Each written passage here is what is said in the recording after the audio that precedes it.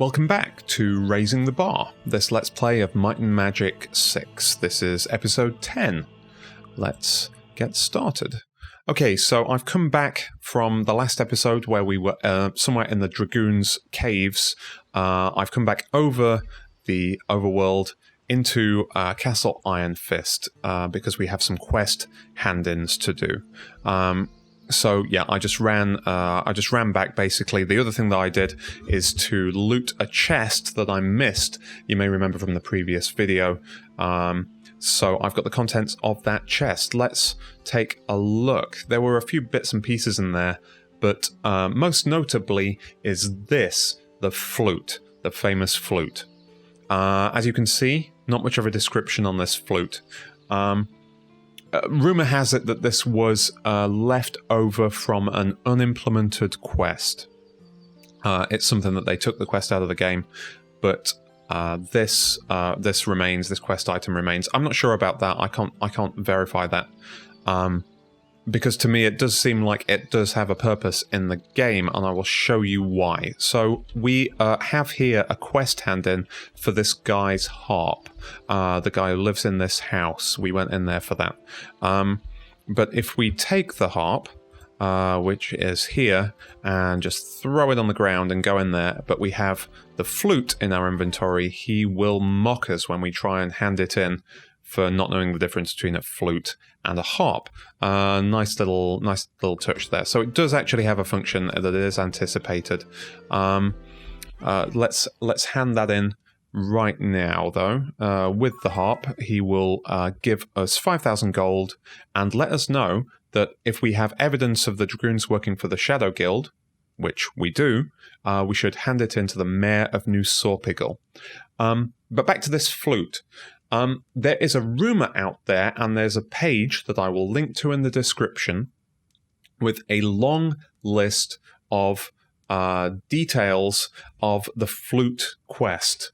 A huge list that takes you all over the world to do various things that will get you access to this most secret of Easter eggs involving the flute. That's not true. The flute has no purpose in this game. You can't do anything with it at all, and that is a result of a running joke in the Might and Magic 6 community way back in the 90s. It's a hoax. It's a joke. It's a silly thing. People were responding to a message board, and they just kept adding more and more details to this absurd legend of an Easter egg. No, it's gaming folklore. It's not a real thing. Having said that, this useless flute we probably will end up toting around the entire place. I'm quite sure. Okay. While we're in, we do need to go to New Sorpigal again, but while we're here in Castle Iron Fist, let's do a little training. The Berserker's Fury Guild here will train in various armor and other skills. For example, we can get shield, plate, we can get a chain for characters that can't equip it, and repair item. I think it's useful to have one character with repair item. I guess it should be our paladin. I don't know whether there's any advantage in picking him. But let's make sure that one of our characters can repair, just the same as one of our characters can identify. Let's also give him the ability to wield a shield. That wouldn't hurt.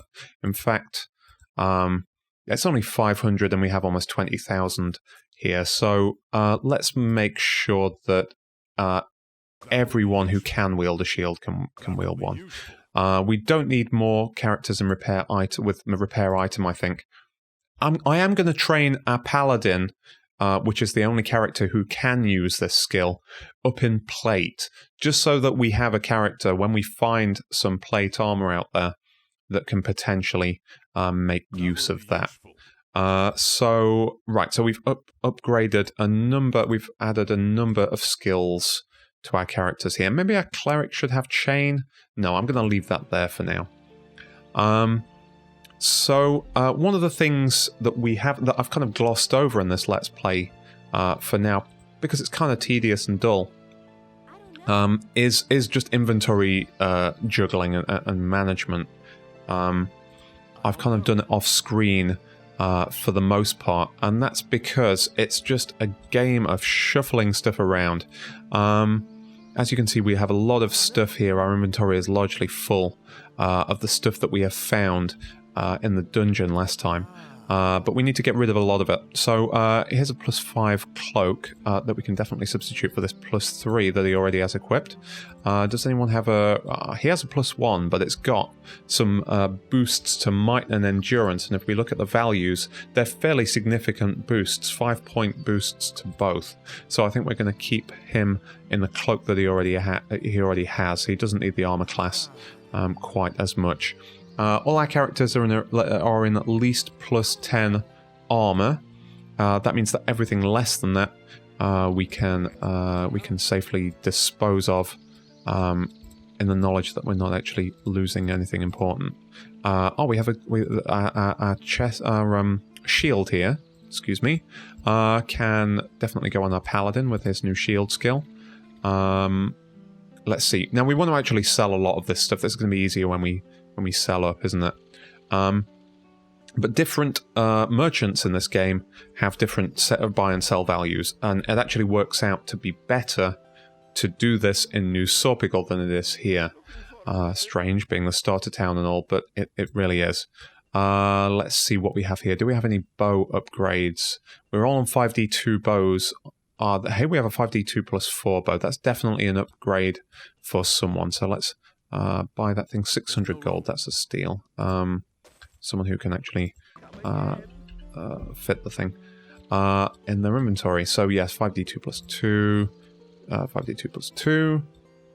Oh, that's a regular 5d2 there, so we can shuffle these around.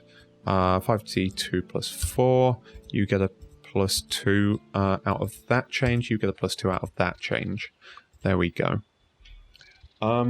Okay, so let's see if we can make our way over to New Sorpigal. Oh, before we go there, check this out. I didn't realize it, but when we spoke to Prince Nikolai in the castle earlier, when we first came to Castle Ironfist, he joined us. See, there are 2 character portrait slots here, but they actually have... you can slide along and actually get hire a third, or well, not hire. You can only hire 2, but as for quest purposes, you can get a third.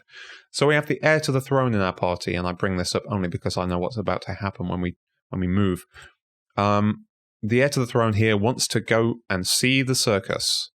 So somehow we're, despite indications to the contrary of the sanity of this idea, babysitting the heir to the throne, who presumably has left and joined our party without any sort of permission whatsoever. Right, okay, we can't go to New Sorpigal by stable today. That's very much calendar dependent, but maybe we can go by ship. Let's see. Yes, we can. For 2 days and 100 gold. We can go over to New Sorpigal, and Prince Nikolai disappeared while we were resting. Great, at least we are rid of him. We probably do need to find him at some point, being one of the most important people in the entire land, however. Okay, so we're back in New Sorpigal. Yes, we are going to see the mayor. That was it. Let's see. Shadow Guild. Right, so we've handed in the evidence there, the scroll that we got, tying those 2 groups together. He's going to tell Anthony Stone, who I don't know who he is, quite honestly, but it looks as though once we find him, I assume he's some lord, we may be able to pick up this plot thread on the other side. Yes, because he will want to take action against the Shadow Guild. Well, that's good. That sounds like a quest to me. Right, let's go in and sell some of this junky armor. Everything here that's been identified, these 2 hats here, the +3 cloak, regular boots, a helm, they're all unidentified. That is not useful. Nope. That probably is. Let's take a look at that in a minute. +6 and some spell points, not really worth holding on to that one. Okay, and now we need to do inventory Tetris to identify some of this other stuff on our character there that can be sold. These crossbows, I think, are going to almost certainly be junk. Let's move that there and that there, over there, and I hate games that where your carrying capacity is dictated by simply fitting things in holes in a certain order, where you can get more, you can carry more stuff if you just shuffle things around. It seems very... where can I... There. Just over there. Thank you. Right. Right, so we can sell that. Still some more stuff to ID there and there. Sell that. We can't sell those crossbows just yet, but let's go next door and do that. Let's see. So as you can see, a very sort of standard, to my mind, and I don't know how much this has been influenced by playing Magic in the past, to my mind, just a very, very standard inventory management thing of a 1990s vintage. Frustrating and annoying in extreme measure. Which is why I cut most of this stuff out. But I figured I might as well leave some sort of an example of this part of the game in the Let's Play, just for completeness' sake. We can sell all of those. The ring we haven't identified. That one, that's an accuracy +2 ring. That's an endurance +8 ring. Let's see, those are definitely going to be worth equipping. But first, let's sell these things. Why is that not identified? There we go. That won't work. Okay, so we just have a little more stuff to shuffle around. Let's see. Who needs a +6 helm? You have a +2 helm, so let's just give it to our paladin right off the bat there. And then we have that to sell. Right, okay, and then rings. Okay, we have a +8 endurance ring. Who has the worst endurance? Let's give it to you. 16, 17, 12, and 11. It's our sorcerer. So our sorcerer gets to leapfrog everyone else with a massive endurance boost.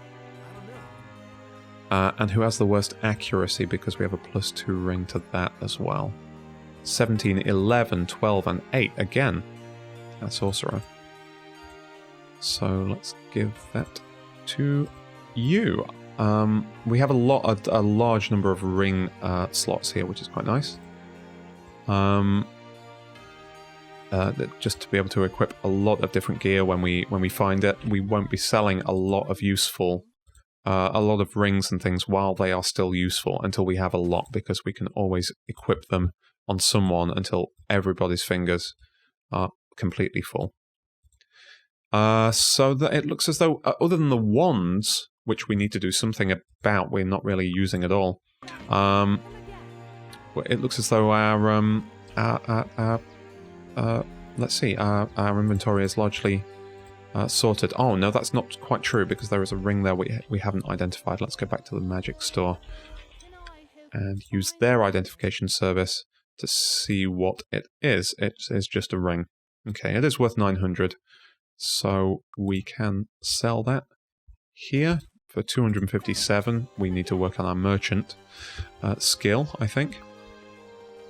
One last thing before we go. Let's train. We have here, we can, yes, we have a lot of XP. We can actually level up 3 levels there per character.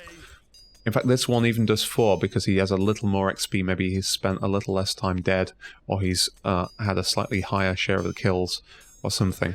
So you're up to level 10, up to 9, up to 9. There we go. So we have a lot of skill points here to assign, but I'm not going to jump into it. I think we're probably going to park Bow where it is on these characters at level 4 for all of the characters. I don't think we're going to put more points into that because we need to work out a different strategy.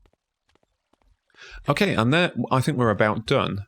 But let's see if we can get back to Castle Iron Fist from here. Certainly not by stable, but there is a ship over here that might get us there. Let's see if it's sailing today.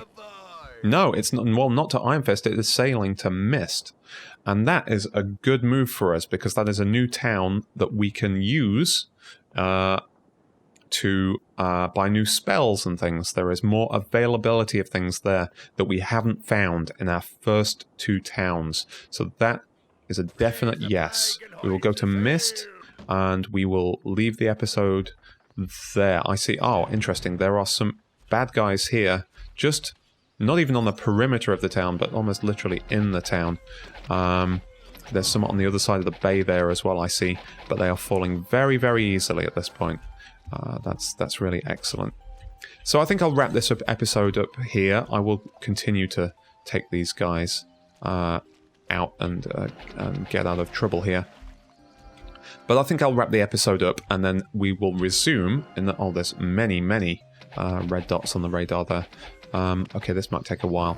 But we will resume next time by looking around this town of Mist and seeing what we can find that will be useful to us in building a new strategy that relies more on magic than on archery. So I'll wrap that up. Thank you very much for watching, and I'll see you next time.